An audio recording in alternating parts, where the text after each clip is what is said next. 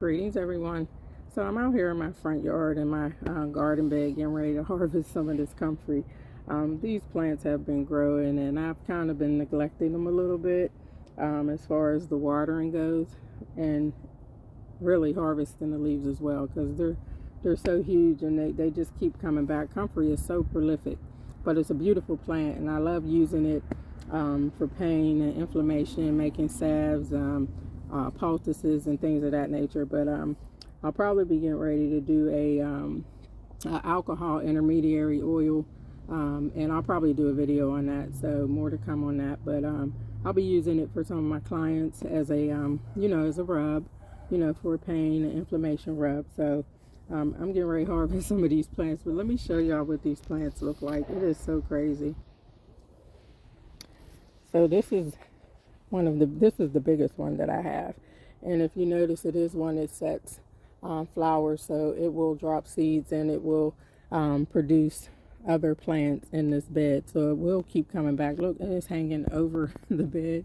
So I am going to cut this flower vine here, and just continue to harvest the leaves. I really don't need it to continue setting seeds and growing plants because I have like 4 of them in this bed. I also had, some prunella vulgaris in here, some self-heal. And I don't know if you guys remember the video I did a ways back on that when I first put that into the garden bed, and it has gone and grown very prolific. It looks horrible right now because it's already dried and started to set seeds. But I will harvest some of it just to harvest the seeds. So trust me, anybody who wants some prunella, the seeds to plant in your yard, let me know. But if you do, just know that it will spread and it will grow. And this is comfrey number 2, comfrey plant number 2. A little shorter and stouter, but lots of leaves, lots of big leaves, and more prunella, more prunella. And I also have some red clover sprinkled all throughout it, but the red clover is still in there. Another prunella plant, another comfrey plant, and then there's one more in the end. So I have lots of comfrey, guys, and I just love the plant. I really do.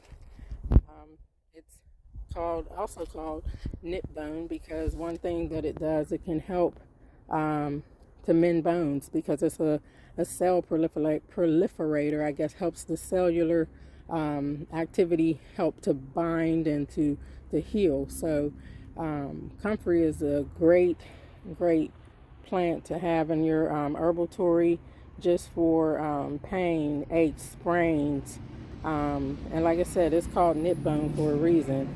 A lot of farmers use it also to feed like their livestock, chickens and the pigs, and a lot of the animals love it and they eat it, and they know the value of it. So look how beautiful that plant is. But I am getting ready to harvest some of her leaves. So here's some of the leaves that I harvested. And I forgot to mention one other thing. So one thing that comfrey is also good for is that the leaves are good for the soil. So like the leaves that are dry and dead, like the ones right here that aren't getting much sun underneath because of all of that, I usually just chop them off, and they call it chop and drop. Like, so you can just like cut the leaf off and just let it drop and set it in the soil because it helps. It's so nutrient dense that it helps amend the soil. And I do chop it up and just leave it. But they also say that like if you have fruiting trees in your yard or any type of fruiting tree, if you're growing a fruiting tree, that it's best to plant a comfrey plant near the tree because what it does is it helps with the soil, and it also helps with helps the tree or the plant produce more fruit. So comfrey is just like an all around go-to for me. And as I said, when I initially put the root out here, I did not expect it. Well, I knew it was prolific, but I didn't expect it to do so well and to be so resilient because like I said, I haven't done a lot of watering. I just watered this yesterday after probably a week, and it's been pretty dry, but it was leaning. But as soon as I gave her some water, she perked back up. So yeah, comfrey, y'all.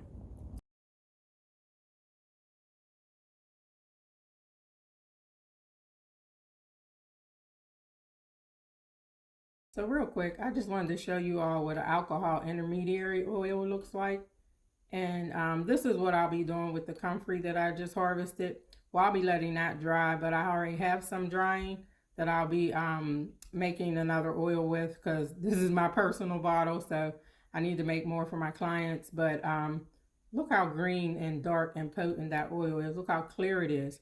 This is what that method produces. And when you produce your oils in this way, it just makes a cleaner, longer, shelf life, shelf stable oil. So the oils last longer, they're stronger, they're more potent, and they just have a stronger pull on the medicinal properties. So this is what that is, and more to come on that, guys. So Ashe.